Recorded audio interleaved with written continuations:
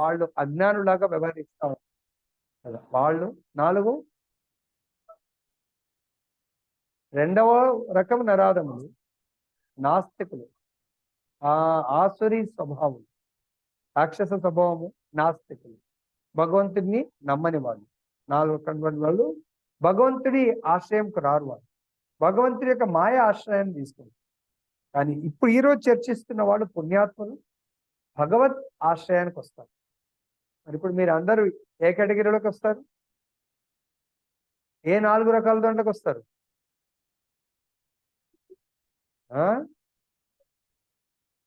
So మీరు అందరు కూడా దేంట్లోకి వస్తారో సస్పెన్స్ ఆలోచించండి, తర్వాత చెప్తాను. ఇక్కడికి వచ్చిన వాళ్ళు దేనికి కిందకి వస్తారని. భాష్యము: దుష్కృతులకు భిన్నముగా శాస్త్రములందు తెలుపబడిన నియమ నిబంధనలకు కట్టుబడి వర్తించువారు సుకృతులు అనబడుదురు. అనగా వారు శాస్త్రములందు చెప్పబడిన సాంఘిక మరియు నైతిక నియమాలను పాటించుచు దాదాపు శ్రీకృష్ణ భగవానుని పట్ల భక్తిని కలిగి ఉందరు. వీరిలో కొందరు ఆపదల యందు గలవారు అంటే ఆర్తులు, 2 ధనమును వాంఛించువారు అర్ధార్థులు, 3 కొన్ని మార్లు జ్ఞానమును కోరువారు జిజ్ఞాసులు, 4 పరమ సత్య జ్ఞానమును అన్వేషించువారు జ్ఞానులు అని 4 తరగతుల భక్తులు కలరు. భగవంతుడి దగ్గరికి వచ్చేవాళ్ళు 4 రకాలైన వ్యక్తులు. ఆపదలో ఉన్నవాళ్ళు, అందుకొచ్చే భగవంతుని ఏమంటారు? ఆపద బాంధవుడు. ఆపదలో ఉన్న వాళ్ళు వస్తారు.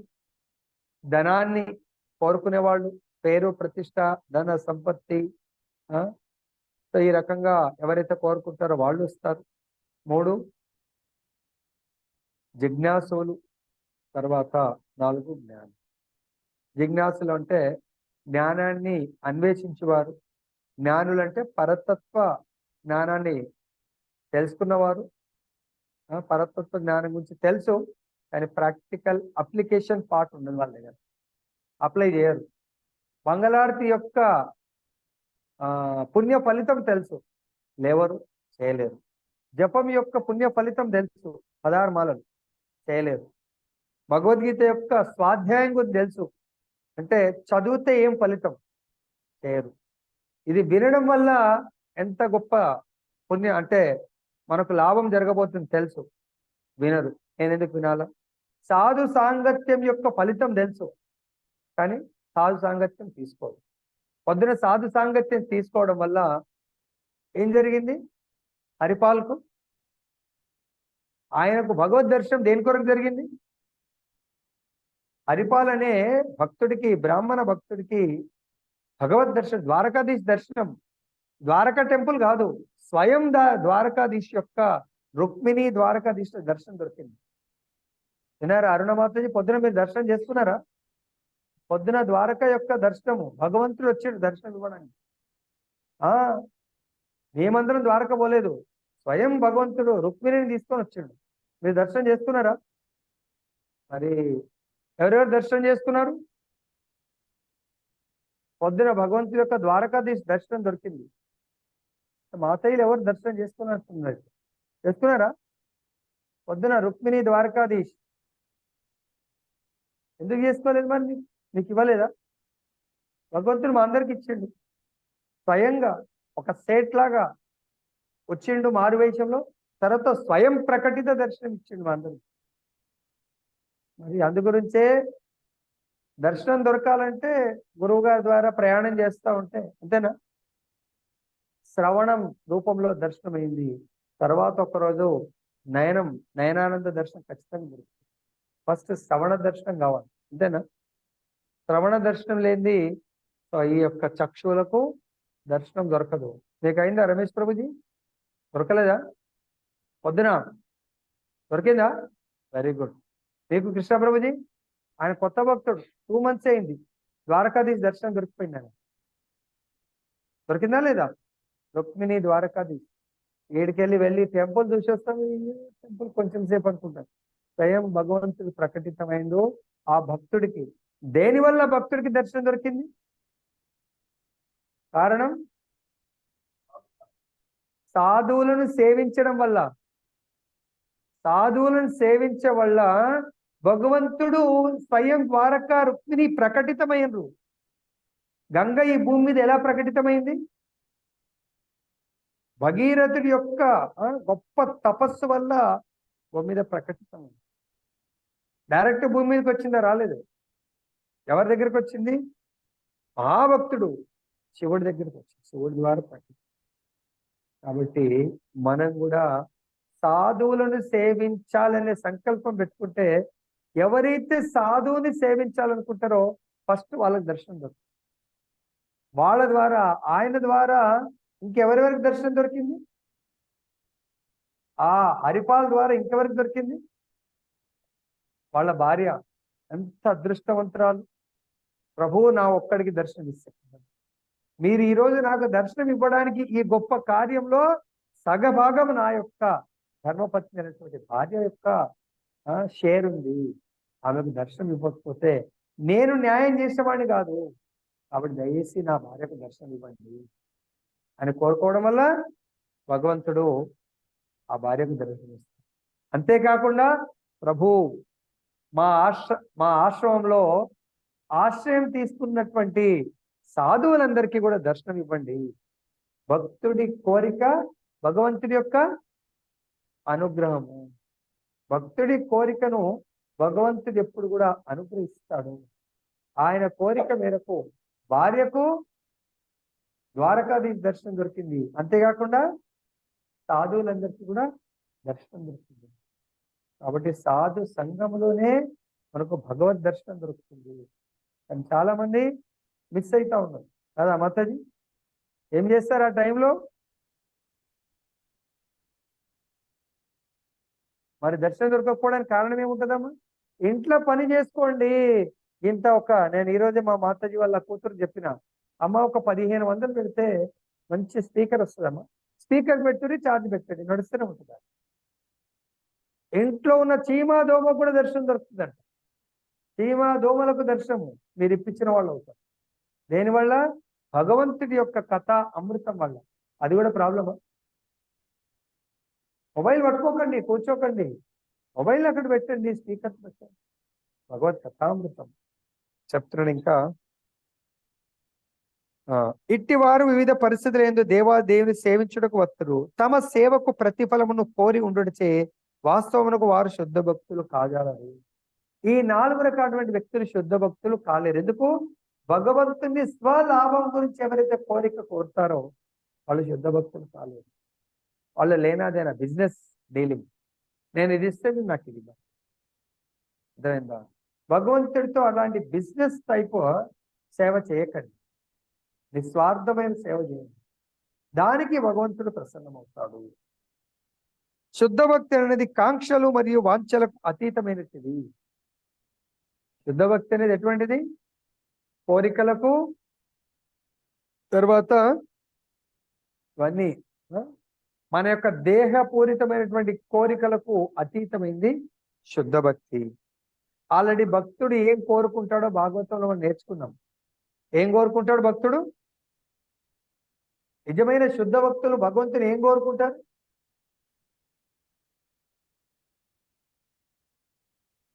కేవలము కేవలము కేవలము భగవంతుడు నా నెక్స్ట్ జన్మ ఏదైనా ఇవ్వండి ప్రభు, క్రిమి కీటకముకి ఇవ్వండి, నో ప్రాబ్లం. ప్రహ్లాదుడికి ఇంకా మలంలో క్రిమిగా ఇచ్చినా కూడా నాకు ఇబ్బంది లేదు, కానీ మీ యొక్క సేవ నుంచి మాత్రం నన్ను. ఎటువంటి సేవ? అరే ఒక క్రిమి దోమ ఏం సేవ చేస్తుంది భగవంతుడు?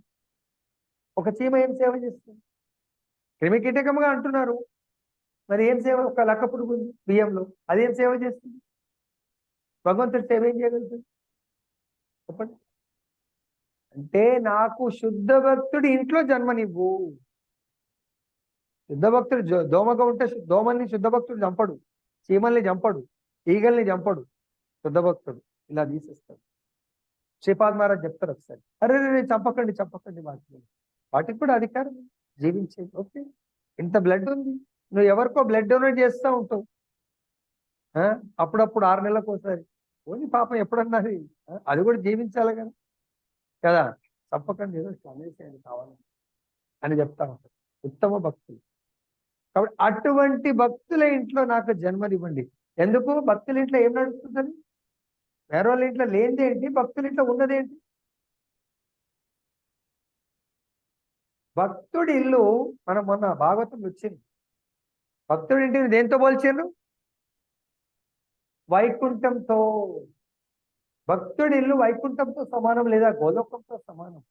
ఎందుకు?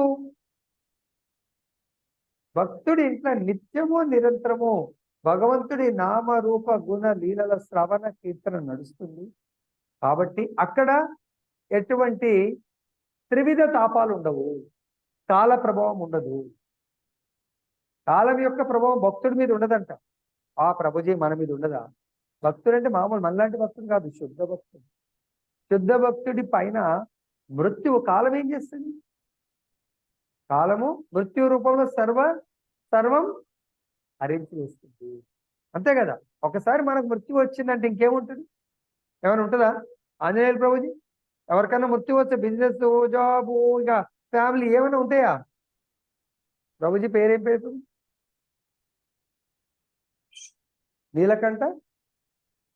నీలకంఠ ప్రభుజీ. ఏమైనా ఉంటుందా ఇంకా? ఒక్కసారి ఎవరికైనా మృత్యు వస్తే ఇంకేముంటుంది అక్కడ? అన్ని కూడా వెళ్ళిపోతుంది. కానీ భక్తుడి విషయంలో నా మృత్యువు ఏం చేయదు, కాలం ఏం చేయదు. త్రివిధ తాపాలు, ఆధ్యాత్మిక, ఆది భౌతిక, ఆది దైవిక కూడా ఏమీ చేయవు. దేవతలు కూడా వాళ్ళ మీద పనిచేయరు. ఎందుకు? వాళ్ళు ఎక్కడుంటే అక్కడ అది వైకుంఠం. వైకుంఠంలో దేవతలు ఉంటారా? విచరిత ఉంటారా వైకుంఠంలో? అంటే సూర్యుడు, చంద్రుడు, వాయుదేవుడు, ఇంద్రుడు, మరి ఎవరు ఉంటారు వైకుంఠంలో? ఉంటారు. వైకుంఠంలో ఓన్లీ భక్తులు ఉంటారు, దేవతలు ఉండరు. దేవతలు అంటే ఏంటి అసలు? పోస్ట్. అక్కడ పోస్టులు ఏముంటుంది? అక్కడ భగవంతుడు ఒకటే పోస్ట్, మనం అందరం సేవకులు. ఇంకా అక్కడ డైరెక్ట్ భగవంతుడి యొక్క పర్యవేక్షణలో జీవిస్తూ ఉంటాం. అక్కడ సూర్యుడు అవసరము, చంద్రుడు అవసరం ఏమి ఉండదు. అదేవిధంగా భక్తుడి ఇంట్లో కూడా దేవతలు అవసరం ఉండదు. ఆపదరమైన కష్టం వస్తే ఈ దేవత ఆ దేవత అనేది. నెక్స్ట్, అట్టి శుద్ధ భక్తిని గూర్చి భక్తి రసాంశులు ఇలా వివరిస్తుంది. మరి మనందరము మన ఇల్లు వైకుంఠంగా మారాలని ఎంతమంది కోరుకుంటున్నారు? అంటే సగమే అన్నట్టు. ఫుల్గా మారాలంటే లేదు ప్రభుజీ, కొంచెం దేవుడి రూమ్ వైకుంఠంగా ఉండాలా, మిగతా అంతా కూడా మళ్ళీ వేరేలాగా ఉండాలంటే దేవుడి రూమ్ లో మృత్యువుని జయించగలుగుతారు. వేరే దగ్గర మాత్రం కాలము ప్రభావం ఉంటుంది, మృత్యువు ప్రభావం ఉంటుంది, అన్ని ఉంటాయి. మరి మీ ఇల్లు మొత్తం కావాలనా, లేకుంటే ఓన్లీ దేవుడి షెల్ఫ్ మాత్రం కావాలనా? ఏమాత్రం మొత్తం కావాలనా? మొత్తము కావాలి అంటే సింపుల్, ఆ ఇల్లు మొత్తం కూడా భగవంతుడి యొక్క నామ గుణ రూప లీలల కథ అమృతంతో మీరు దాన్ని ప్రభావితం చేయండి.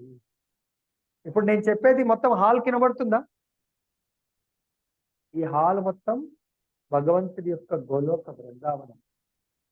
ఎక్కడైతే భగవత్ కథామృతం జరుగుతుంటుందో అక్కడ స్వయం ఎవరొచ్చి కథ వినడానికి వస్తారు? ఎవరెవరు వచ్చి వినడానికి వస్తారు? బ్రహ్మాది దేవతలు, 33 కోట్ల దేవీ దేవతలు, మహర్షులు, సో మహాత్ములందరూ కూడా వస్తారండి. ఎక్కడ కథామృతం ఎందుకు వస్తారు తెలుసా? కథనే భగవంతుడు. ఆ కథ భగవత్ కథ భగవంతుడు వచ్చి కూర్చుండి, ఇప్పుడు మనకు అవి ఫోటోలు కాదు, సాక్షాత్ ఆ యొక్క గోలోకం నుంచి శ్యామసుందరుడు, రాధా శ్యామసుందరుడు. ఇది ఫంక్షన్ హాల్ కాదు, ఇప్పుడు ఇది గోలోక బృందావనం. జయ బోలో గోలోక బృందావన్ ధామ్ కి జయ. ఇప్పుడు మీరు అందరు ఎక్కడ కూర్చున్నారు? హరే కృష్ణ హాల్ సెమీ చిన్న, దాన్ని ఏమంటారు, హాల్లో కూర్చున్నారా లేకపోతే ఎక్కడ కూర్చున్నారు? మినీ హాల్లో కూర్చున్నారా? గోలోక బృందావనంలో కూర్చున్నారు. ఏమైనా ఫీలింగ్ వస్తుందా? హాల్లో లేము, భగవంతుడి యొక్క మందిరంలో ఉన్నామనే ఫీలింగ్ ఉందో లేదో మన ఉంటుంది. నెక్స్ట్ చెప్తున్నారు, అన్యాభిలాషిత శూన్యం. చెప్పండి మీరు కూడా, అన్యాభిలాషిత శూన్యం జ్ఞాన కర్మాది అనావృతం. జ్ఞాన కర్మాది అనావృతం. జ్ఞాన కర్మాది అనావృతం జ్ఞాన కర్మాది అనావృతం అనుకూల్యేన కృష్ణానుశీలనం అనుకూల్యేన కృష్ణానుశీలనం అనుకూల్యేన కృష్ణానుశీలనం అనుకూల్యేన కృష్ణానుశీలనం భక్తిరుత్తమా. భక్తిరుత్తమ. ఇది మనకు రూప గోస్వామి పాదుల వారు రచించారు. రూప గోస్వామి అంటే ఎవరో కాదు, రాధారాణి యొక్క గోలోక లీలలో రాధారాణి యొక్క చాలా ఇన్నర్ సర్కిల్ యొక్క మంజరి అని. రాధారానికి కృష్ణుడికి నిత్య లీలలో సేవ చేసేటువంటి సేవకురాలు రూప గోస్వామి. అటువంటి రూప గోస్వామి శుద్ధ భక్తి యొక్క నిర్వచనం ఇచ్చారు. మనం శుద్ధ భక్తి ఏ విధంగా ఉంటుంది, ఏ విధంగా మనం చెయ్యాలి అనేది ఏమంటున్నారు. కామ్య కర్మల ద్వారా గాని తాత్విక కల్పనల ద్వారా గాని భౌతిక లాభాపేక్ష లేకుండా అనుకూలమగు దేవాది దేవుడైన శ్రీకృష్ణుని ప్రతి ఒక్కరూ దివ్యమైన ప్రేమయుక్త సేవను అనురింపవలెను. అది ఏ శుద్ధ భక్తి. కామ్య కర్మలు ఈ యొక్క దేహ భోగానికి సంబంధించినటువంటి కర్మలు. కామం అంటే దేహాన్ని సుఖపెట్టేదాన్ని కామం. మేబీ కళ్ళతో భౌతిక ప్రపంచము, సీనరీస్ చూడటము, చెవులతో భౌతికమైనటువంటి డిస్కో అవి ఇవి ఏదో సాంగ్స్ ఉంటాయి కదా, అవి. ఈ కళ్ళతో రీల్స్ అవి ఇవి, ఫేస్బుక్లు ఇంకేమేమో చూస్తూ ఉంటాయి. చూస్తారా? వాట్సాప్లు, పనికిరాని చెత్త చెదరం అంతా వినడం కూడా. రోజుకు 1 గంట సేపు ఫోన్ ఎంతమంది మాట్లాడతారండి? 1 గంట మొత్తం రోజంతా కలిపి 5 నిమిషాలు, ఒక 10 కాల్స్, 20 కాల్స్, 30 కాల్స్ కలిపి 1 గంట సేపు. నేను అనేది ఫోన్ మాట్లాడే వాళ్ళు 1 గంట సేపు ఖచ్చితంగా ఉంటారండి. గంట ఫోన్ మాట్లాడకుండా ఎవ్వరు ఉండరండి.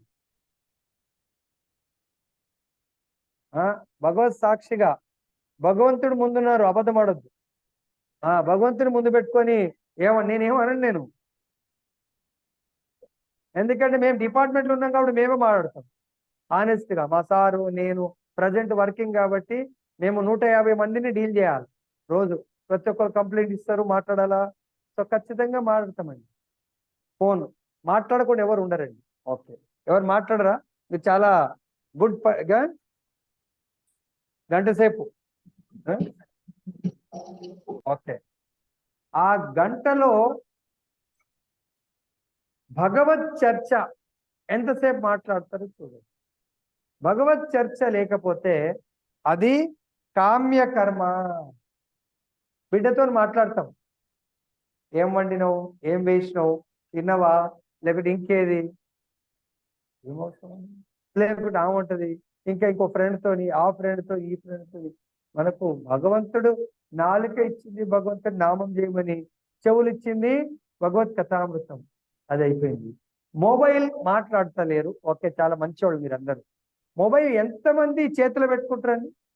1 గంట కంటే ఎక్కువ, మినిమం గంట. డే అంతా కలిపి 1 గంట సేపు వాట్సాప్లు, లేకుంటే ఇంకా భగవంతుడి కథామృతం కొరకు. ఓకే, భగవత్ కథామృతం, భగవంతుడి లీలలు, భగవంతుడి కాకుండా వాట్సాప్, ఫేస్బుక్, ఇంకా ఏవో చూస్తూ ఉంటారు కదా, యూట్యూబ్లో పనికొచ్చినాయి, పనికిరని. గంట కంటే ఎక్కువ ఎంతమంది చూస్తారండి?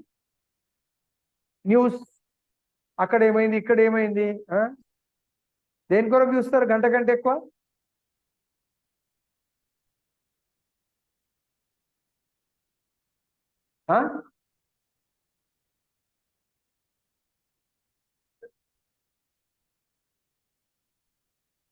ఓకే, దయచేసి మనకు దాని సమయాన్ని తగ్గించండి.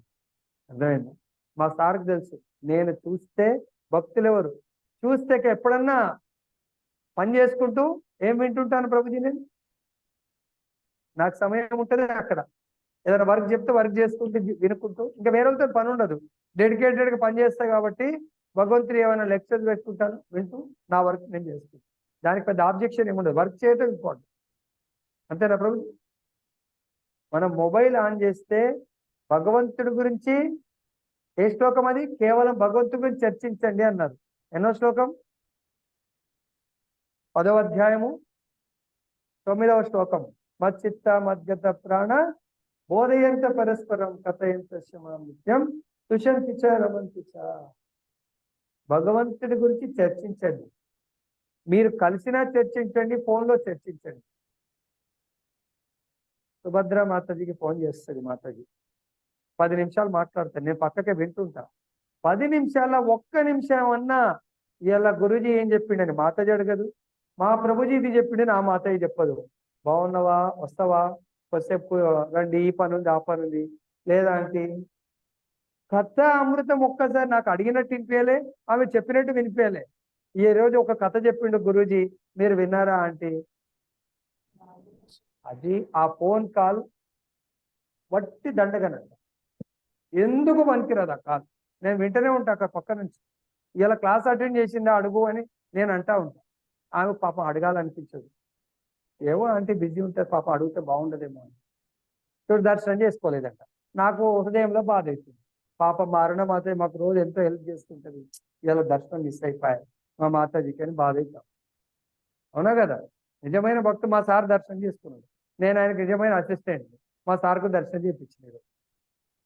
ఏమంటారు ప్రభుజీ? నిజమైన శ్రేయోభిలాషి భగవద్ దర్శనం చేయాలి.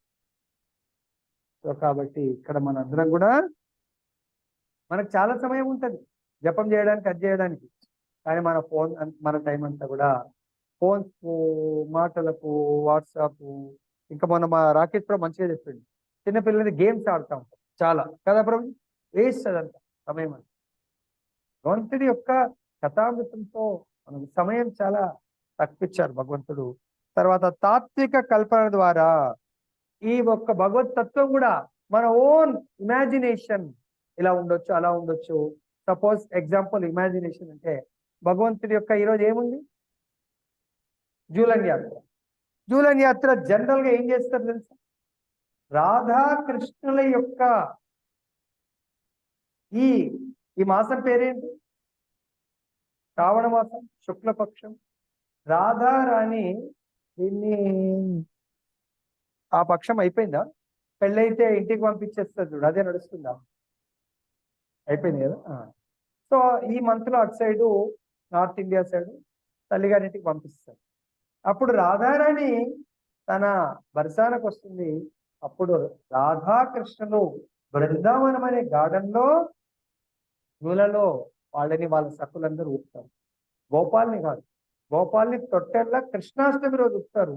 కానీ మన భక్తులు కొంతమంది సొంతంగా ఆలోచించుకొని అరే మనం చేస్తాం అంటే కొన్ని విషయాలు. దానికంటే బెటర్ ఏంటంటే ఒకవేళ చిన్న రాధాకృష్ణ ఫోటో ఉంటే ఆ ఫోటో పెట్టి మనం చేయొచ్చు. తాత్విక కల్పన ద్వారా భౌతిక లాభాపేక్ష లేకుండా ప్రతిదీ కూడా నాకేం లాభం వస్తుంది, ఆ భగవంతుడికి సపోజ్ రేపు జన్మాష్టమి ఉంది, జన్మాష్టమికి నేను 1000 రూపాయలు ఇస్తే నాకేం లాభం, 10,000 ఇస్తే నాకేం లాభం, లేకుంటే 100 రూపాయలు ఇస్తే నాకేం లాభం. భౌతిక లాభాపేక్ష. అరే నువ్వెవరండి ఇవ్వడానికి? సపోజ్ ఒక మేనేజర్ గారు, బ్యాంక్ మేనేజర్, ఆయన ఎవరో ఆయనకు గవర్నమెంట్ ఎంప్లాయీ, మంచి జాబ్ చేస్తున్నాడు, అర్జెంటుగా డబ్బులు అవసరం అండి, లోన్ అప్లై చేసి, నీకు లోన్ ఇస్తే నాకేం లాభం అంటే నువ్వెవరే ఇవ్వడానికి? ఏమంటారు నీలకంఠ ప్రభు? నువ్వు బ్యాంక్ మేనేజర్, ఎవరైనా డిపాజిట్ చేస్తే తీసుకోవడానుకున్నావు, ఎవరికైనా అర్హత ఉన్న వాళ్ళు లోన్ కావాలంటే ఇవ్వడానుకున్నావు. నీకు ఇస్తే నాకు లాభం ఏంటి? నీ డబ్బులు తీసుకొని నా దగ్గర పెట్టుకుంటే నాకు లాభం ఏంటి? Is there any meaning? ఆంజనేయుల ప్రభు ఏమైనా అర్థం ఉందా? నువ్వు ఉన్నవే దానికి ఇస్తే తీసుకోవడానికి, కావాల్సిన వాళ్ళకి ఇవ్వడానికి, అర్హత బట్టి. వాళ్ళు ఇవ్వాలన్నా అర్హత ఉండాలా. డిపాజిట్ ఎక్కడి నుంచో దోసుకొచ్చి నీ దగ్గర బ్యాంకులో పెడతా అంటే కుదరదు. కుదురుతుందా? కుదరదు. అదేవిధంగా నువ్వు, నా పాకెట్లో ఉన్న డబ్బు నాదా? అది నాదా? అది ఎందుకు నాది కాదు? ఇది సంపాదించడానికి ఈ శరీరాన్ని భగవంతుడు ఇచ్చాడు, ఈ శరీరాన్ని ఉపయోగించడానికి బుద్ధిని భగవంతుడు ఇచ్చాడు, ఎవ్రీథింగ్ భగవంతుడు ఇచ్చాడు, దాంతో డబ్బు సంపాదించాడు. అయినా భగవత్ సేవకు మొత్తం అడగట్లేదు కదా, ఏదో కొద్దిపాటి సేవకు అడుగుతా ఉంది. దాంతో నాకు లాభం ఏంటి అని ఆలోచిస్తూ ఉంటుంది. అది శుద్ధ భక్తియుక్త సేవ కాదు. హరిబో. ఈ 4 రకముల మానవులు భక్తియుక్త సేవ చేయుటకై దేవాది దేవుని సమీపించి శుద్ధ భక్తుని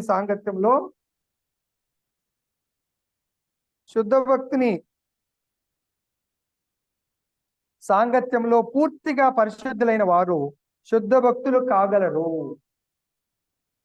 భగవంతుడి యొక్క శుద్ధ భక్తులు కావాలి అంటే శుద్ధ భక్తుల సాంగత్యం తీసుకోవడం వల్ల అవుతారండి. ఎందుకు నేను శుద్ధ భక్తుని కావాలా? క్వశ్చన్ వస్తుంది కదా, ఎందుకు? సపోజ్ వీడికి ఎందుకు రావాలా? గురువు గారి సాంగత్యం ఎందుకు తీసుకోవాలా? భక్తుల సాంగత్యం ఎందుకు తీసుకోవాలా? నువ్వు శుద్ధ భక్తుడు అవుతావు. నాకు ఇష్టం లేదు. శుద్ధ భక్తుడు అయితే నాకేంటి లాభము?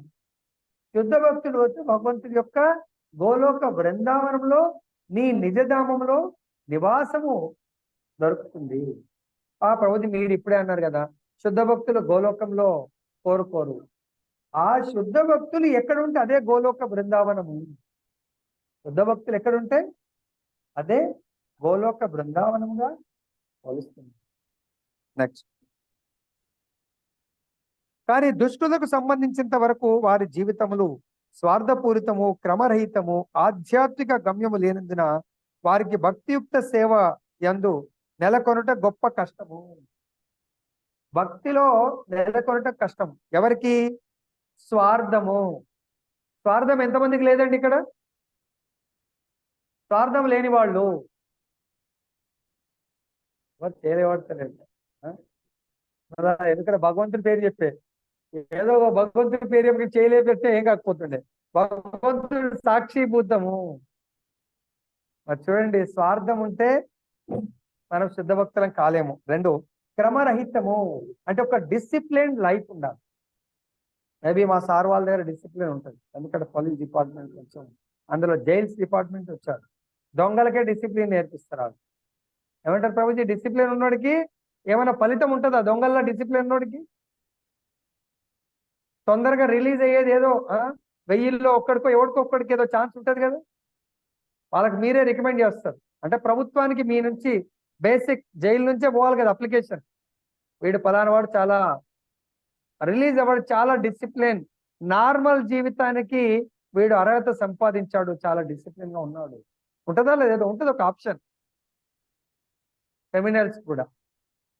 అలానే మనం అనుకుంటున్నాం నేను చాలా వైట్ స్కాలర్, నేను చాలా నిజాయితీ, చాలా బాగుంటానండి. అంత బాగున్న వాడు ఇక్కడ ఉండడు. నిజంగా నిస్వార్థము, క్రమబద్ధమైనటువంటి జీవితము, శుద్ధ భక్తుడు ఎక్కడుంటాడు? గోలోకుమార్ వైకుంఠంలో ఉంటాడు. ఇక్కడ ఉన్నాము అంటే మనము భగవంతుడి యొక్క విరోధులం. నేరం అంటే ఏంటండి? ప్రభుత్వానికి చెప్పిన పద్ధతులకు విరుద్ధంగా వెళ్ళటం. అంతేనా ప్రభుత్వ నియమాలను ఉల్లంఘించిన వారు నేరస్తులు. సింపుల్ గా చెప్పాలంటే అంతేనా? మరి ప్రకృతి యొక్క నియమాలను ఉల్లంఘించిన వాళ్ళు ప్రకృతిలో నేరస్తులు. మనమేమో మానవ సమాజం యొక్క విధి విధానాలు, కాన్స్టిట్యూషన్, రాజ్యాంగ విధానాలను ఎవరైతే ఉల్లంఘిస్తారో వాడు నేరస్తుడు. ట్రాఫిక్ సిగ్నల్ దాటిన వాడు ట్రాఫిక్ పోలీసు వాళ్ళు వేటాడుతూ ఉంటారు. అలానే మనము భగవంతుడి యొక్క ప్రకృతి నియమాలు పెట్టారు, దాన్ని ఎవరు ఉల్లంఘిస్తే ప్రకృతి మనల్ని వేటాడుతుంది, శిక్షిస్తుంది. సింపుల్ గా మనం. నెక్స్ట్, ఆధ్యాత్మిక గమ్యము లేదు. ఎంతమందికి ఆధ్యాత్మిక గమ్యం ఉంది? ఎంతమందికి భక్తి కావాలని కోరుకుంటున్నారు? ఆధ్యాత్మికం అంటే భక్తి కోరుకుంటున్నారా? వెరీ నైస్, హరి బోల్. అంటే ఈ విధంగా అంటే కోరుతున్న వాళ్ళకి కూడా చెవులో వినబడతలేదు అనుకుంటాం. కోరుతాం ఇక్కడ పెట్టుకుంటే ఏమన్నా నేను చేయమన్నా ఇచ్చిన గులగుల ఇచ్చిన కూడా అప్పుడప్పుడు ఏదో అనుకుంటారు కదా, అట్లా అనిపిస్తారు. ఇలా అయితే అంటే కొన్నిసార్లు హ్యాండ్ ఫుల్ రైజ్ చేయకపోతే మార్క్స్ రావన్నట్టు. సో కాబట్టి ఆధ్యాత్మిక గమ్యం, మనందరికీ ఆధ్యాత్మిక గమ్యం ఉంది కాబట్టి మనం ఏం చేయాలో చెప్తున్నాడు ఇక్కడ. కాని వారిలో కొందరు యాదృశ్చికంగా శుద్ధ భక్తుల సాంగత్యం పొందినచో వారు కూడా శుద్ధ భక్తులు కాగలరు. ఎల్లప్పుడూ కామ్యకర్మలందు ఆసక్తులై ఉండేటి వారు భౌతికమైన ఆపద సంభవించినప్పుడు భగవానుని చేరి ఆ సమయమున శుద్ధ భక్తుల సాంగత్యం పొంది తమ ఆర్తి చేత భగవద్భక్తులగుదురు. నిరాశ పొందిన వారు కూడా కొన్ని మార్లు శుద్ధ భక్తుల సాంగత్యం పొంది భగవానుని గూర్చి ఎరుగుటకు ఆసక్తులగుదురు. అట్లే శుష్క వేదాంతులు కూడా తమ జ్ఞాన విషయమున నిరాశ పొందిన వారై కొన్ని మార్లు భగవానుని గూర్చి వాస్తవంగా తెలుసుకొన గోరి భక్తియుక్త సేవ చేయుటకై భగవానుని వద్దకు వత్తురు. ఈ విధంగా వారు ఆ భగవానుని కృప మరియు భక్తుల కృపచే నిరాకార బ్రహ్మ భావనలను పరమాత్మ భావనను అధిగమించి సాకార బ్రహ్మ భావనకు వత్తురు. ఆర్తులు, జిజ్ఞాసువులు, జ్ఞానులు, అర్ధార్థులు భౌతిక వాంఛల నుండి విముక్తులై భౌతిక లాభములు ఆధ్యాత్మిక పురోభివృద్ధికి ఏమాత్రము దోహదము కావని పూర్తిగా గ్రహించినప్పుడే వారు శుద్ధ భక్తులగుదురు. అట్టి పవిత్ర స్థితి ప్రాప్తించనంత వరకు భగవానుని దివ్య సేవ యందు నెలకొని ఉన్నట్టి భక్తులు కామ్య కర్మల చేత లౌకిక జ్ఞాన అన్వేషణం వంటి వానిచే కలుషితమైపోదురు. కనుక శుద్ధ భక్తి యుక్త సేవా స్థితి యందు నెలకొనటకు పూర్వము మానవుడు వీటన్నిటిని అధిగమించవలసి వచ్చును. సో ఇక్కడ చాలా అద్భుతంగా చెప్పారు. మనము శుద్ధ భక్తుల సాంగత్యం అనేది మస్ట్. దానికి కొన్ని లీలలు చెప్తాను. మృగారి పచ్చి వేటగాడు, మనం చాలా చాలా ఫార్ బెటర్. వేటగాడు, దొంగ, క్రిమినల్ అందరిని వేటాడి హింసించి జంతువును తినడం కాదు, చాలా జంతువుల్ని సగం చంపి వదిలేస్తా ఉంటాడు, మొత్తం కూడా చంపడు. అంత కిరాతకుడు అన్న.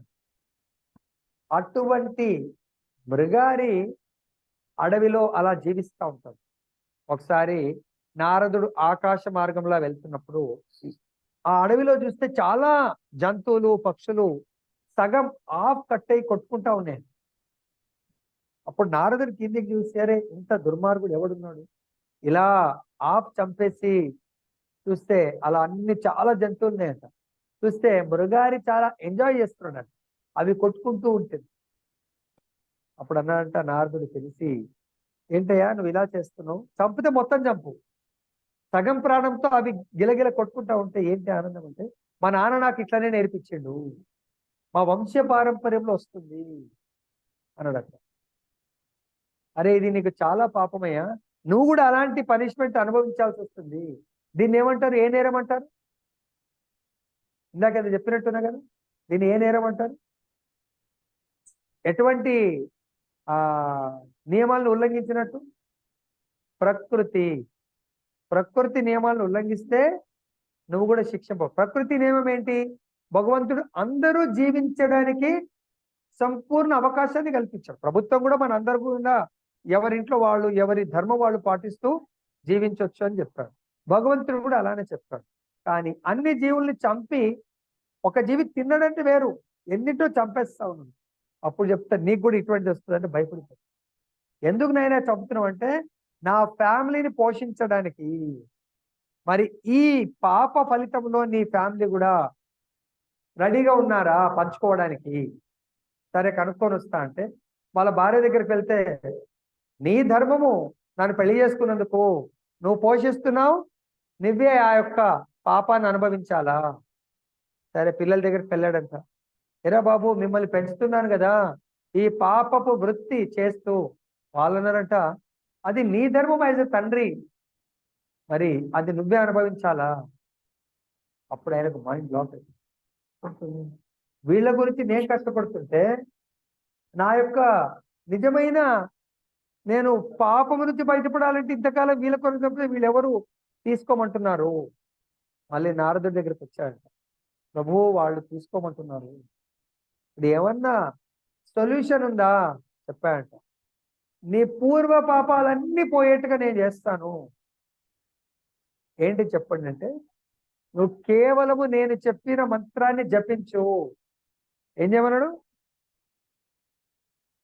హరే కృష్ణ కృష్ణ కృష్ణ హరే హరే, హరే రామ రామ రామ హరే. భగవంతుడి యొక్క నామ జపం చెయ్యు, నీకు ఈ పాపాలన్నీ వెళ్ళిపోతాయి. భగవద్గీతలో ఏ శ్లోకంలో చెప్పారు? 18వ అధ్యాయము 66వ శ్లోకంలో, సర్వధర్మాన్ పరిత్యజ్య మామేకం శరణం వ్రజ, హం త్వం సర్వ పాపేభ్యో మోక్షయిష్యామి. నీ పాపాలన్నింటినీ కూడా నేను తొలగించి నీకు మోక్షాన్ని ఇస్తాను. చేయవలసింది నాకు శరణాగతి పొందు. మళ్ళీ క్వశ్చన్ వేసినట్ట, అయ్యా నేను ఏం పని చేయకుండా కేవలం భగవంతుడి నామం చేయమంటున్నావు, నామం చేస్తే నాకు మరి భోజనం ఎట్లా, నా మెయింటెనెన్స్ ఎట్లా? నారదుడు అంట, నేను చూసుకుంటాను, నువ్వేం టెన్షన్ పడకు. ఆ నదిలో స్నానం చేసిరా, నీకు మంత్ర దీక్ష ఇస్తాను. నదిలో స్నానం చేసి వస్తే మంత్ర దీక్ష ఇచ్చారు. నది ఒడ్డున కూర్చుండి భగవంతుని నామం చేసుకుంటా ఉండు అన్నాడు. అప్పుడు ఆ నది ఒడ్డున కూర్చుండి భగవంతుని నామం చేస్తూ ఉండు. ఆ ఏరియా మొత్తం భయపడే వాళ్ళు అంటారు అందరూ వీడి పేరు చెప్తే. అటువంటిది ఎవరో చూస్తారు, అరే మృగారి చెట్టు కింద కూర్చుండి జపం చేస్తాడు, సాధువు అయిపోయాడు, సాధు బట్టలు వేసుకొని నిజంగానే అయిపోయాడు. చూస్తే నిజంగానే సాధు. అప్పుడు అతను వాళ్ళ ఊర్లో వెళ్ళి వేరే వాళ్ళకి చెప్పారట, అరే వాళ్ళు కూడా చూడడానికి వస్తున్నారు. ఒక సాధువు దగ్గరికి వెళ్ళేప్పుడు జనరల్గా ఏం చేస్తారు, బ్రాహ్మణుడు సాధువు గురువు దగ్గరికి వెళ్ళేప్పుడు ఏదో ఒక ఫలాన్ని కానీ పుష్పాన్ని కానీ సమర్పించుకోవడానికి వెళ్తారు, చేతిలో బట్టి చేతులతో వెళ్ళరు. అప్పుడు తలా ఒక ఐటెం తీసుకొచ్చారండి. అప్పుడు ఆయన, ఇవన్నీ నేనేం చేస్తాను, ఇవన్నీ భగవంతునికి సమర్పించి అందరికి పంచండి అన్నారు. అరే ఇంత గొప్ప సాధువు ఆయన కూడా తీసుకోవట్లేదు, అది మీరే ఏమైనా చేయండి పంచండి అందరికీ. అలా అందరికీ ప్రచారం అయిపోయిందంట. అది ఆయనకు ఒక ఉండడానికి గుడిసె కూడా లేదంట, చెట్టు కింద కూర్చున్నాడు. ఇప్పుడు వాళ్ళే వచ్చి ఆ మృగానికి ఆశ్రమం కట్టారు ఉండడానికి, భక్తులు వచ్చి ఉండడానికి, వంటకు పెద్దగా ఆశ్రమం పెద్దగా అయిపోయింది, ఎంతో జన సమూహం అయిపోయింది. అప్పుడు ఈ లోపల నారదుడు తన ఫ్రెండ్ పర్వతముని తీసుకొని ఆకాశ మార్గం నుండి వచ్చాడు. అది చూసి అరే మా గురుదేవుల వారు వచ్చారని చెప్పేసి ఆయన వాళ్ళని సాదరంగా ఆహ్వానించడానికి వెళ్ళడం. వెళ్ళిట్లు వెళ్తూ వాళ్ళ కింద దిగంగానే ఒక్క 4 స్టెప్స్ వెనకకి వేశాడు.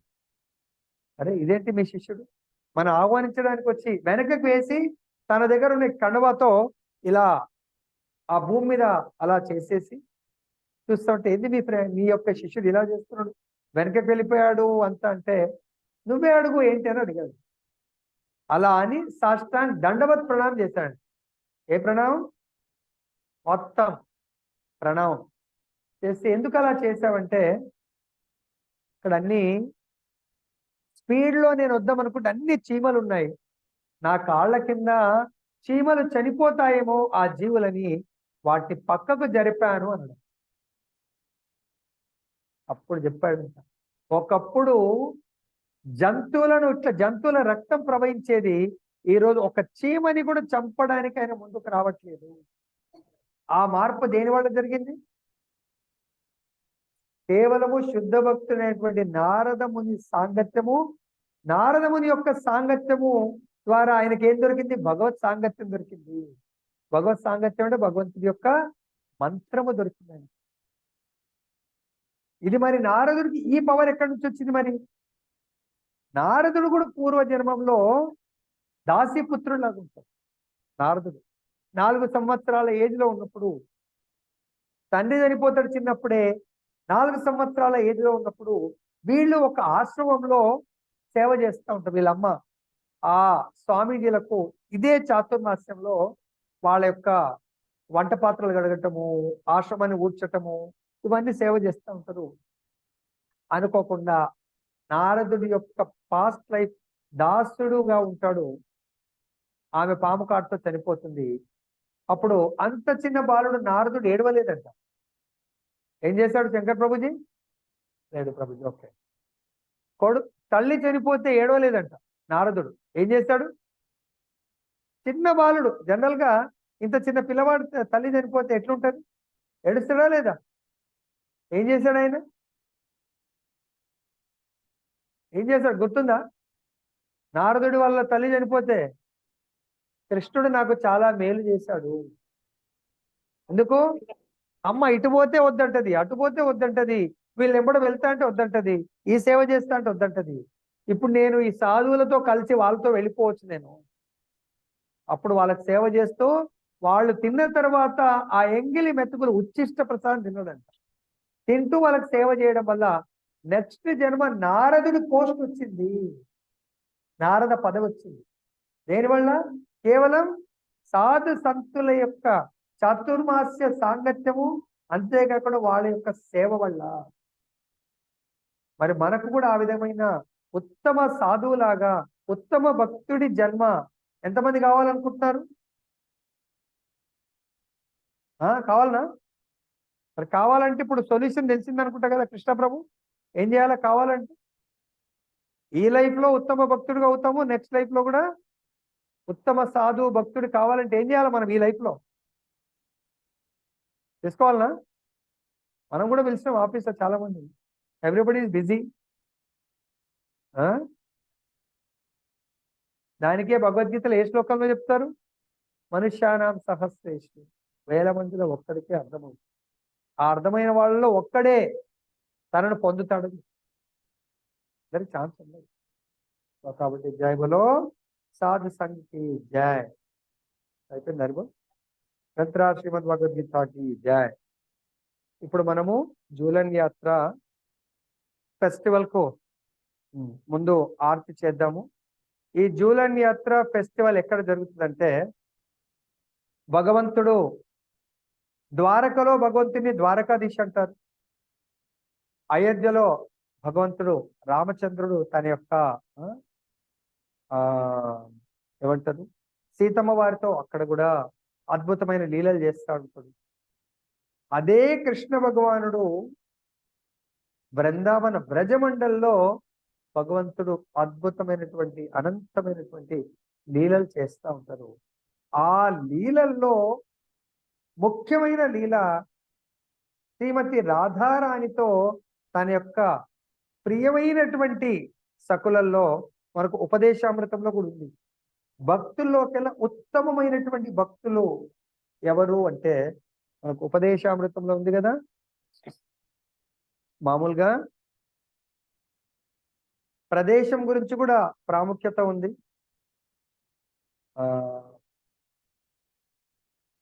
భూలోకంలో ఉన్నటువంటి భక్తుల ఆ యొక్క డిఫరెంట్ లెవెల్స్ లో ఈవెన్ భగవద్గీత 12వ అధ్యాయంలో కూడా చెప్పడం జరిగింది. మామూలుగా ఈ స్వలాభం గురించి భగవంతుడి దగ్గరకు వస్తారు. వాళ్ళకంటే భగవంతుడే ఈ భూలోకంలో లేదు, నాకు భక్తి కావాలనుకునేటోళ్ళు. తర్వాత కేవలము అన్యాభిలాషిత శూన్యం, రాధారాణి యొక్క సేవలో నిత్య నిరంతరము నియుక్తము కావాలనుకునే వాళ్ళు చాలా ఉత్తమ భక్తులు. వాళ్ళని పొత్తుకలు అంటారు. వాళ్ళందరిలోకెల్లా ఉత్తమ భక్తురాలు రాధారాణి. కాబట్టి ఈ బృందావన్ లో భగవంతుడు యువ దశలో కిషోర దశలో రాధారాణితో ఆ బృందావనములో భగవంతుడు రాధాకృష్ణులు అందరితో కాదు, ఇంటర్నల్ చాలా క్లోజ్డ్ సేవకురాళ్లతో ఉయ్యాలలో వాళ్ళు రాస డాన్స్ వాళ్ళు ఈ యొక్క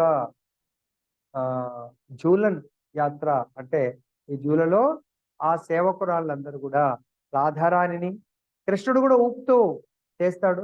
కొన్నిసార్లు రాధారాణి కృష్ణుడిని, కొన్నిసార్లు వీళ్ళందరూ కలిసి రాధారాణిని ఆ జూలలో అద్భుతమైనటువంటి డెకరేషన్ చేసి మొత్తం ఇది ప్రతి ఇయర్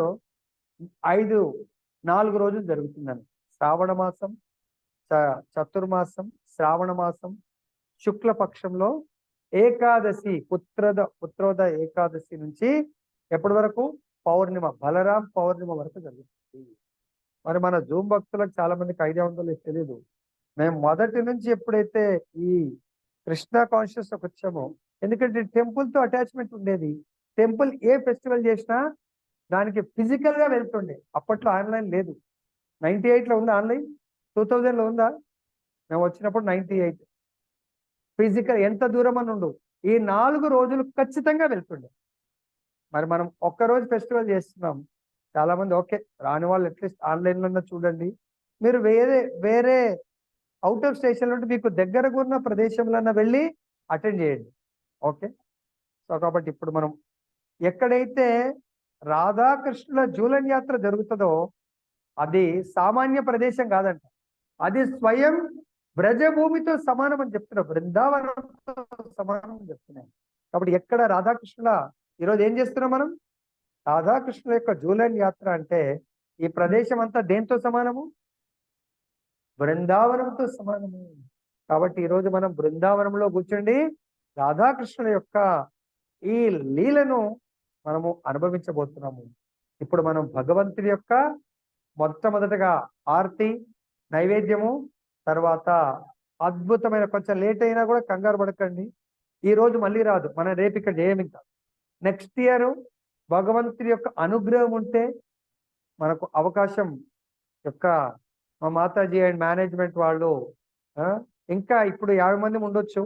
నెక్స్ట్ ఇయర్ ఈ హాల్ జూలైన్ యాత్ర రోజు భగవంతు అనుగ్రహం ఉంటే 50 మంది కాస్త 500 మందితో మనము చెయ్యాలని భగవంతుడు మనని ఆశీర్వదించాలని నేను కోరుతున్నాను. హరి బోల్. కాబట్టి దయచేసి ప్రతి ఒక్కరు కూడా బృందావనంలో ఉన్నాము అని భావంతో ఈ జూలాంటి ఇలా ఊపడం కాదు. భగవంతుడు ఈ భౌతికమైనటువంటి ఊయలలో ఉండడు, అది మన భావంతో ఊపి భగవంతుని మన హృదయంలో కూడా ఉయ్యాలని కట్టి దాంట్లోకి రాధాకృష్ణుని ఆహ్వానించాలని. మీరు ఊపేటప్పుడు ప్రతి ఒక్కరికి అవకాశం వస్తుంది.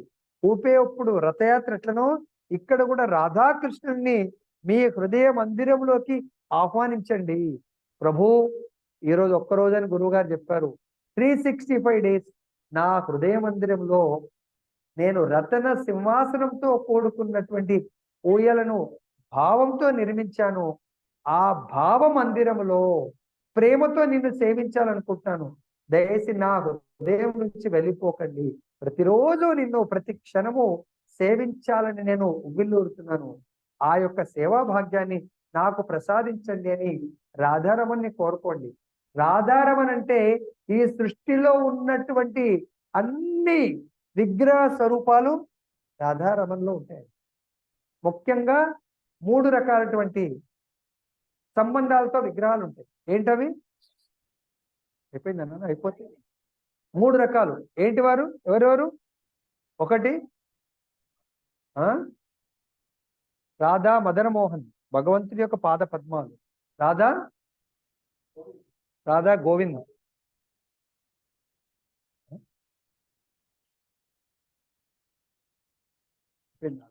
రాధా గోపీనాథ్. కాబట్టి Radha Govind ji middle portion special గా chess.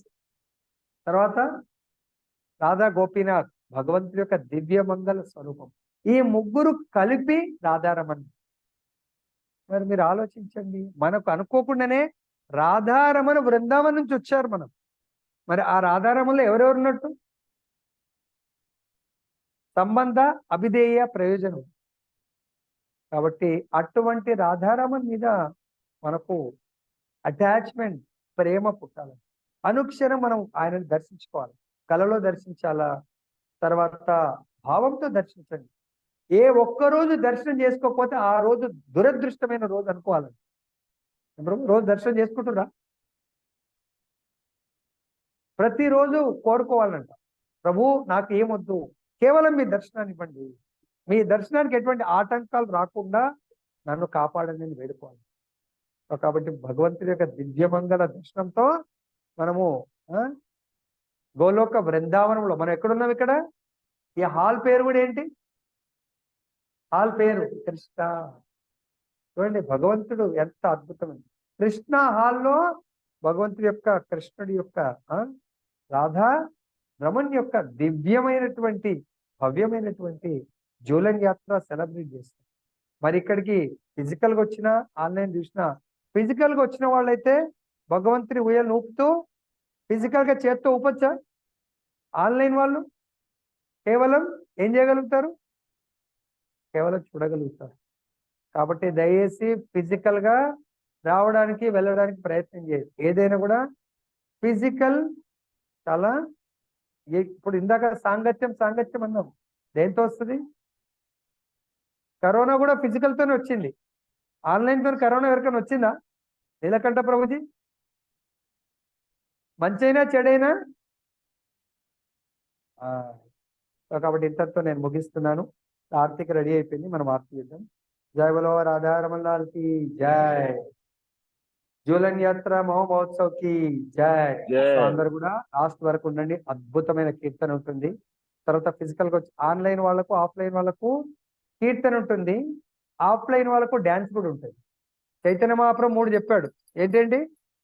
Kirtan, dancing, feasting. Online వాళ్ళకి ఏం దొరుకుతుంది? మీరు కూడా స్టెప్స్ చేయొచ్చు, మీ ఇళ్ళలో కూర్చొని స్టెప్స్ చేయండి, పర్వాలేదు.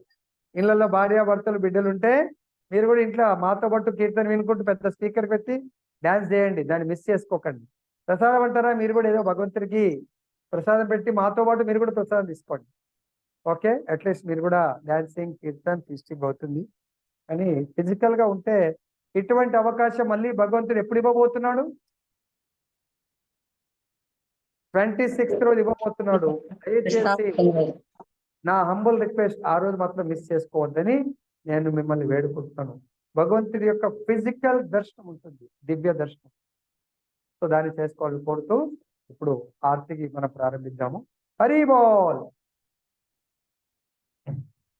సో ఈరోజు విన్నవాళ్ళు దయచేసి రేపటి నుంచి ఎవరికైనా జూమ్ లింక్ లేకపోతే తీసుకోండి.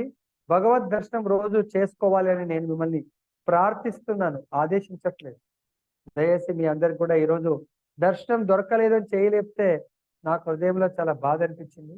దేవుడు దొరికితే దర్శనము చూడండి. ఓకే, భాగవతం భగవద్గీత అటెండ్ చేయాలని మిమ్మల్ని వేడుకుంటున్నాను. మా అమ్మని మాత్రం కానీ ఎవరైనా మీకు జూమ్ లింక్ ఫార్వర్డ్ చేస్తారు, నంబర్ ఇవ్వండి. హరి బోల్.